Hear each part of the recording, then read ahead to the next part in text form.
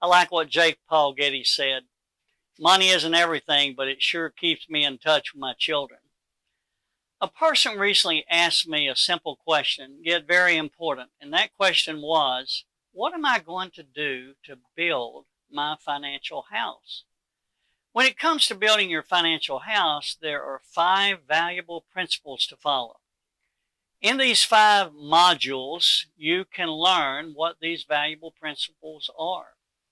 And that's why I'm bringing them to you, and I hope they'll be a great help to you. Before you start building your financial house, you begin by building your savings. Accessible cash dollars is the first and foremost pillar in constructing your financial edifice. Just think about it. Every individual wants financial security when it comes to living a peaceful, happy, and fulfilled lifestyle, especially in retirement. And that day will come if you keep putting your feet on the floor every morning. Let's consider first your age. What stage of life are you in? For me, I'm in the 4th quarter. I've got news for you. It gets very late after a while. And for those of you who are in that 4th quarter, you understand. Wealth building is like any other construction project, physical, educational, professional, or financial. It requires sound, sturdy, and solid foundations. The most important step you can take is first and foremost to establish a comfortable and consistent cash account. We've always said in our industry, cash is king. Ample cash reinforces your security and feeling of well-being. It's liquid, accessible, and the concrete and rebar that makes a foundation strong and secure, that's what cash is. It's where your financial house actually begins, and cash in your foundation says it all. As you build up your cash accounts, you're giving evidence to how you feel about your own self, your own self-worth. Cash is like a mirror. It reveals the face and person you actually are. Cash is piled up daily by creating your streams of income. The first and most significant step you can possibly take in your financial plan is to establish a realistic savings program. There's a lot of truth to what the late Zig Ziglar says. When it comes to cash, he said, money isn't the most important thing in life, but it's reasonably close to oxygen on the gotta have it scale. And that gotta have it scale comes from having cash. Unless you were born into some kind of silver spoon situation and or you're a wealthy trust baby, you start from the beginning. By the inch is a cinch, by the yard it's hard. How much cash is enough? People ask me that sometimes. Well, it's like a canoe. You know, there must be balance or buoyancy. This is especially true when it comes to your personal portfolio or your business portfolio. The lifestyle you choose is going to depend on the cash you have. You're able to buy property, stocks, bonds that's going to help you in the long term. Remember, borrowing cash has to be paid back plus interest. I'm not against borrowing money to invest, but I believe you must calculate the risk of every investment should you experience losses. Cash is constantly needed in your personal and business interests for living expenses. Cash in hand is much better than cash you can't see. Investments that are locked up in illiquid assets like land, buildings, farms, inventory can be very difficult to turn into immediate cash, especially when you need it the most. Cash is the key to overwhelming feelings of insecurity.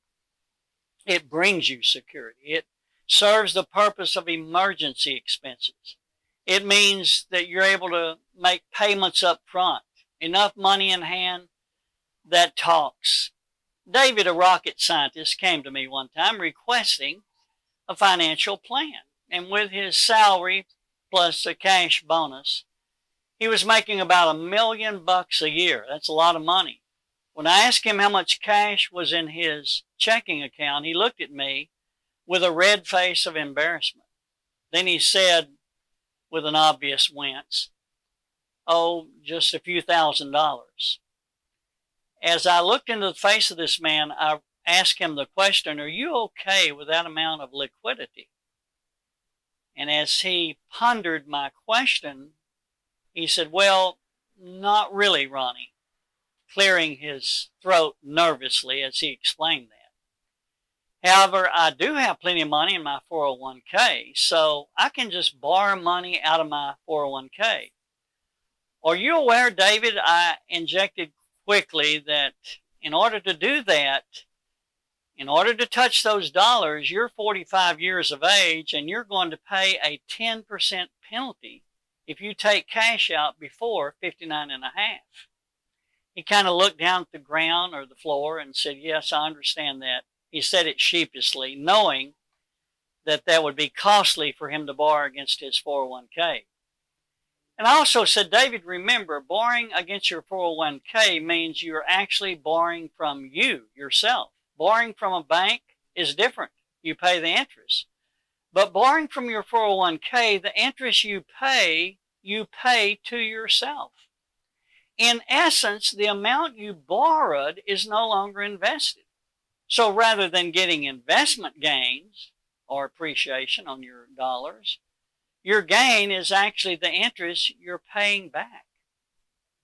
I just concluded, I said, "David, I strongly advise you to start building up a sizable cash account for emergencies, for profitable purchase opportunities, and really for sheer accessibility to your dollars. Cash can be in your checking account, of course, savings account, money market, in your home safe, your safety box, deposit box, a tin can, wherever you want to put the money. But the fact is, so many people worry about getting interest on money and they don't even have any money. Cash brings comfort.